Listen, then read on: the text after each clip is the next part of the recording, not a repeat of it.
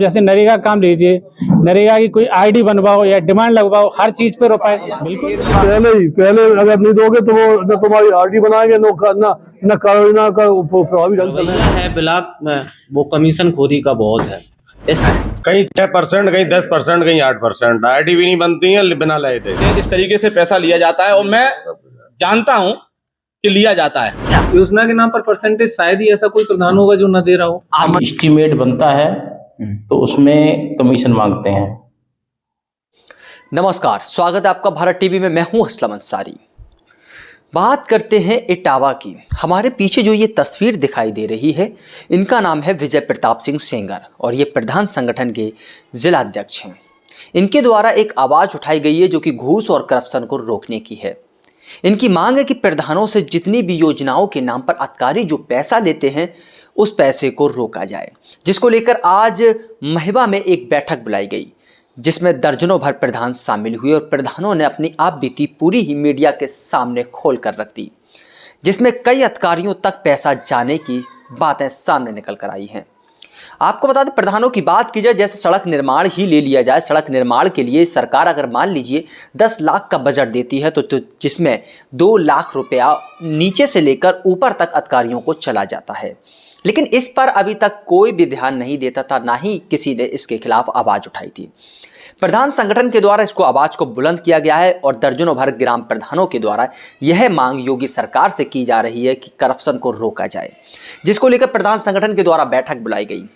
आखिर कुछ प्रधान के बयान हैं, वो पहले सुनते हैं। अब जैसे नरेगा काम लीजिए, नरेगा की कोई आईडी बनवाओ या डिमांड लगवाओ, हर चीज पे रुपए। ऐसी कोई चीज नहीं जिस पे रुपए नहीं दिए जाते। इसी तरीके से राशन की गई, तभी तो मैं कह रहा हूँ। जैसे कि मान लीजिए कौन मांगता, खुल के बताइए। नहीं, खुल के क्या, जैसे ब्लॉक में जो अधिकारी होते हैं वो लोग मांगते हैं, बिना पैसे के तो कोई काम ही नहीं करते हैं। अधिकारी लोग मांगते हैं। बिल्कुल, पहले अगर नहीं दोगे तो वो न तुम्हारी आरडी बनाएंगे न कारोना का प्रभावी ढंग से लेंगे।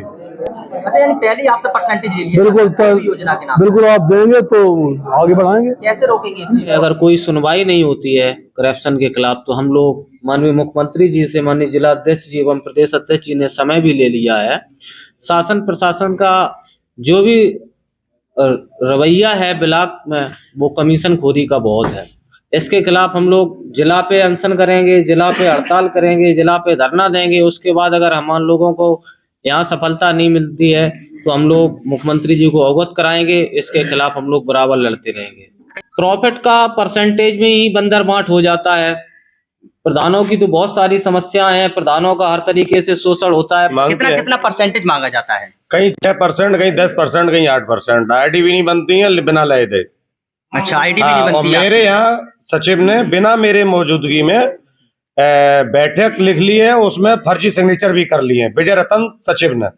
अच्छा, सचिव जी ने की है जी। आपने इसकी मांग नहीं की थी अधिकारियों से? नहीं, अभी परसों लिखी है, वो चोरी से मुझे कहीं से मिल गई है रिपोर्ट, लेकिन उसका मैं कल जो है सीडीओ से मिलूंगा और उसके बाद मैं कोर्ट में भी जाऊंगा उसके खिलाफ। यानी कि इस तरीके से पैसा लिया जाता है और मैं जानता हूं कि लिया जाता है। अहिरीपुर की क्या कहना चाहिए जिस तरीके से करप्शन की बात सामने निकल कर आ रही है? क्या लगता है कैसे अधिकारियों को परसेंटेज जाता है? कुछ जानकारी है वो आपको? सबसे बड़ी चीज तो ये है कि आज के टाइम पे प्रधान जो है सिर्फ नाम मात्र के प्रधान रहे।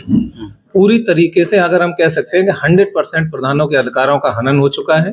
जिले स्तर पर, ब्लॉक स्तर पर कहीं भी कोई जो नियुक्तियां प्रधान स्तर से आती हैं, चाहे वो महिला मेट की हो, शौचालय में केयर टेकर की हो, गौशाला केयर टेकर की हो या अदर नियुक्तियां हो, वहां प्रधानों को सिर्फ एक खाना पूर्ति के तौर पर बाद में सिग्नेचर कराने के लिए बोला जाता है। सारी नियुक्तियां ब्लॉक स्तर और जिले स्तर से पूर्ति कर दी जाती हैं। जिम्मेदारी कहीं भी हो प्रधान की, जब कहीं बात फंसती है, चाहे वो रिकवरी की हो या जिम्मेदारी तय करने की, तो सीधी सीधी प्रधान की तय कर दी जाती है। मनरेगा के एमआर निकलेंगे तो रोजगार सेवक, सचिव और ब्लॉक के कर्मचारी मिलकर निकाल लेंगे। जिसको मर्जी आएगी उसको ठेके दे देंगे, जो मर्जी आए वो काम। नहीं प्रधान जी, ये बताइए, योजना के नाम पर परसेंटेज आता है क्या? योजना के नाम पर परसेंटेज शायद ही ऐसा कोई प्रधान होगा जो न दे रहा हो।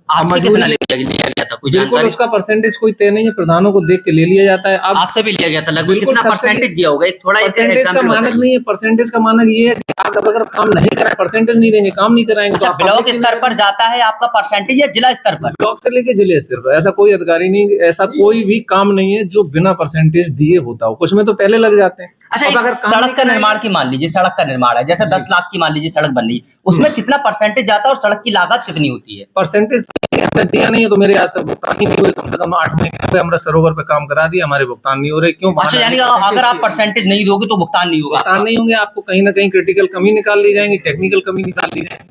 और प्रधानों की मजबूरी है परसेंटेज देना। क्यों? अगर वो नहीं देंगे तो गांव में काम नहीं कराएंगे, तो पब्लिक कहेगी प्रधान बना दिया, हमारा काम नहीं करा रहे, गांव में सड़कें नाली नहीं बनवा रहे। सिस्टम जो है वो पूरी तरीके से भ्रष्ट हो चुका है। तो आपने सुना कि किस तरीके से ग्राम प्रधानों के द्वारा इस आवाज को सरकार तक पहुंचाने की मांग की जा रही है। इनका यही दावा है कि जिस तरीके से जो परसेंटेज लिया जाता है, चाहे वो सड़क निर्माण के लिए हो, चाहे वो आवास योजना के नाम पर हो, चाहे वो शौचालय के नाम पर हो, चाहे कोई योजना के नाम पर जो परसेंटेज जाता है, जो रुपया जाता है अधिकारियों को, उस पर रोक लगाई जाए। प्रधान संगठन के जिला अध्यक्ष से जब हमने बात की तो उन्होंने बताया है कि जिस तरीके से जो परसेंटेज, अगर मान लीजिए हम लोग 10 लाख के जो बजट आता है उसमें अगर 2 लाख रुपया हम लोग घूसखोरी में दे देंगे तो 8 लाख में हम लोग क्या विकास कराएंगे। घटिया मटेरियल से जो निर्माण होता है, काफ़ी जगह हम लोग शिकायतें भी देखते हैं और ग्राउंड रिपोर्टिंग भी करते हैं तो हकीकत सामने निकल कर आती है। कहीं 3 नंबर की ईंट लगाई जाती है, कहीं 2 नंबर की ईंट लगाई जाती है। इसका कारण कहीं ना कहीं ये भी है, जो घूसखोरी अधिकारियों के बीच बढ़ती जा रही है उस पर लगाम लगानी चाहिए।